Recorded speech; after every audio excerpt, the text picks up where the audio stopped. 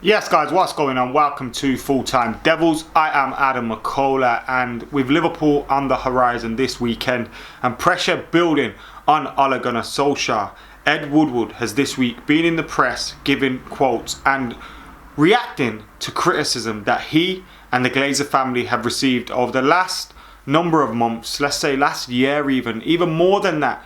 But he's coming out in regards to recent criticism and speaking about that. And in this video, we'll be reacting to what Ed Woodward has said and, of course, replying to the man himself. Get your thoughts in the comments below. Let us know what you're thinking about Ed Woodward's comments and how you felt when you heard them. Now, the only times we usually hear from Ed Woodward are briefs in the press when we're, signing a sporting director or a technical director, or we can do things no other club can. But he has come out and reacted to this criticism that he's been recently been facing. And initially, he has said there is a myth that we have non-footballing people making football decisions. I think that is insulting to the brilliant people who work on the football side in this club. We've expanded our recent recruitment department in recent years, and we believe this now runs in an efficient and productive way. Player recommendations and decisions are worked on by this department and by the first team manager and his staff, not by senior management. Okay then. So Ed Woodward initially is looking at the fact that signings are made by the manager. Signings are obviously investigated and looked at and scouted and everything by the scouts and by the transfer team and all that stuff. Okay, fine. You want to talk about players? I'll talk about players actually. How is it you let the likes of Lukaku, Sanchez, Smalling, etc. go at the end of the transfer window? At the end of the transfer window now, Ole Gunnar Solskjaer may be responsible for saying yes or no, or I want this player or I don't want this player. He made it pretty clear Lukaku didn't have a future at Manchester United. Alexis didn't have a future at Manchester United. Quite a few of these players didn't have a future at Manchester United. Yet, we didn't see any activity until the end of the window. We didn't see any activity until the end of the window. And then you also look at, okay, you have to take some responsibility for the fact that we've let a valuable player in Ander Herrera run his contract down and leave on a free. When we were crying out for midfielders. We were crying out for midfielders. So you can't then push responsibility off to the scouting team. You can't do that, because ultimately you have to take some responsibility for what is happening at your club. You are this key figure. I remember you coming out and saying we can do club things no other club in the world can do. Do you remember that? In 2013, 14, you come out saying that stuff. Don't come out with comments like that if you don't want to be criticised on the transfer policy and the way we do things. And in fact, a lot of the criticism in regards to football people doing football things and making football decisions at Manchester United comes down to the fact that Ed Woodward, you are responsible for 3, maybe 4 failed managers at this club. You're responsible for 3, maybe 4, and this is why he's come out before the Liverpool game. If we lose that Liverpool game, the pressure obviously is going to be on Ole Gunnar Solskjaer, and questions are going to be asked about him, and rightly so, that's fine. But also, the fingers then are going to start getting pointed at Ed Woodward, the Glazers, because you are the face of this family's organisation, this family's business, how they treat it, and you have been making decisions. The scouting staff haven't been appointing managers and giving them money and allowing them to make transfers or not make transfers, or making transfers late or taking too long to make a deal. That's not down to the managers and the scouting staff. The scouting staff will scout a player. The manager will say he wants a player. And then it's up to you to go out and get that done. And if you really thought that it was okay, if you really thought that our transfer, everything was fine with how it is over the last few years, then why have you been briefing the press whenever it gets hot under the collar that we're going to be getting a technical director? There's been about 6, 7 briefs of that over the last number of years, and they pretty much guaranteed come from Ed Woodward, feeding the press what they want to hear, letting the fans know, we're looking for a technical director, interviewing Rio Ferdinand just because you're a big fan, acting like a little school. It doesn't make sense. You have got to take some responsibility, and if you're not prepared to take some responsibility for the way this club is being run, for the lack of success at this club, then you're in the wrong job. Talking about, my family read comments and stuff about me and read newspaper, you deserve criticism. And actually, I'm quite glad that we've got to a place where obviously a lot of people are protesting online. And we've got to a place now where, because so many managers have failed, the media are now looking around and thinking, who else's fault can it be? And the fingers are getting pointed higher above. You listen to the radio, you read the papers, you read articles. It's all getting linked back to the Glazers and Woodward now. And he's feeling the pressure.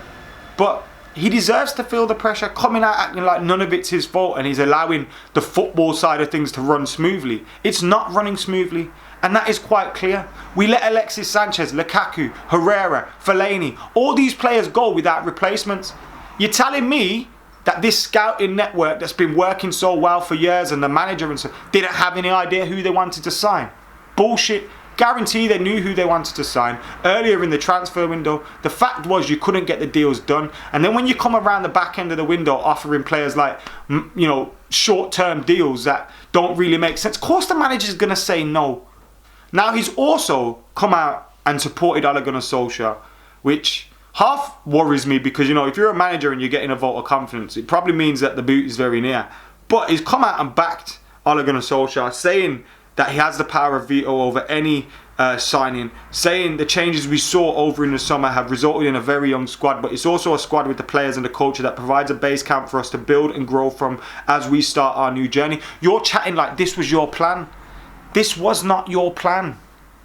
This has just happened. The last 2 summer transfer windows, Harry Maguire, Aaron Wan-Bissaka, 2 players that we were interested in. We got them for the full whack and they were based in the Premier League. And then Daniel James, a £15 million signing from Swansea. Sure, that deal wasn't too difficult to push over the line. Last summer, who did we sign?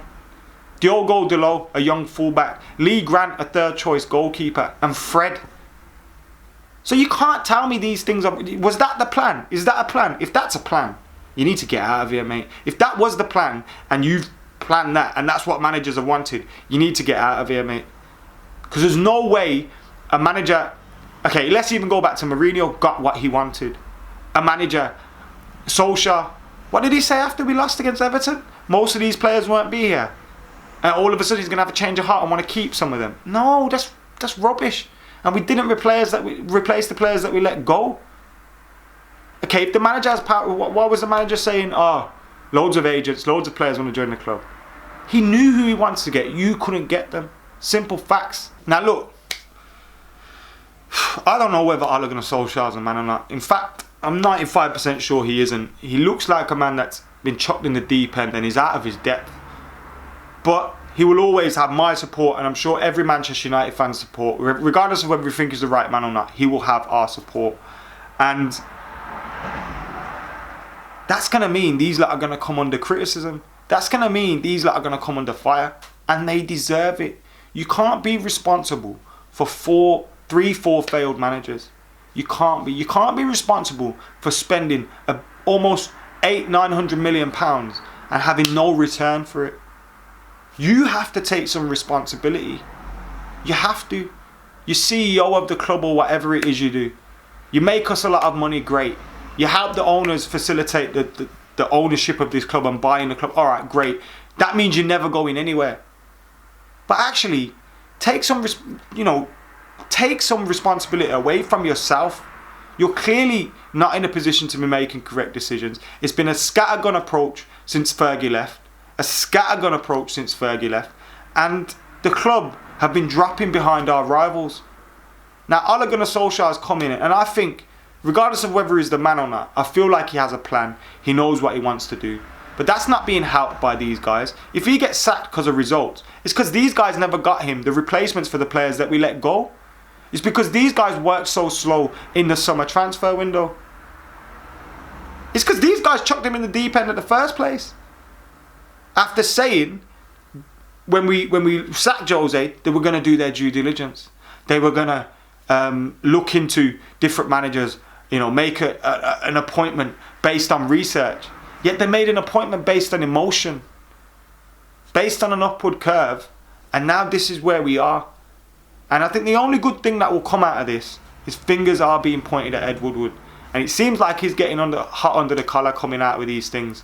But when you're saying we can do things no other club can, When you're saying that it doesn't matter how successful we are on the pitch because the club will still make money in meetings with shareholders, when you're saying things like that and you're not delivering on the pitch and you're seeing a number of managers fail, it's only right Ed Woodward and the Glazers are going to be blamed and are going to be in for criticism.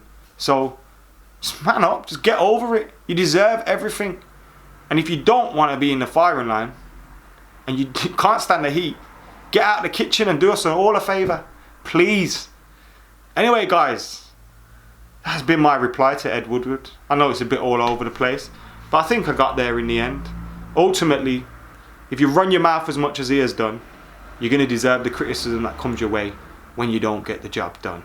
I've been Adam McKola. This has been Full Time Devils. Get your thoughts in the comments below. Keep it locked. I'm out of here.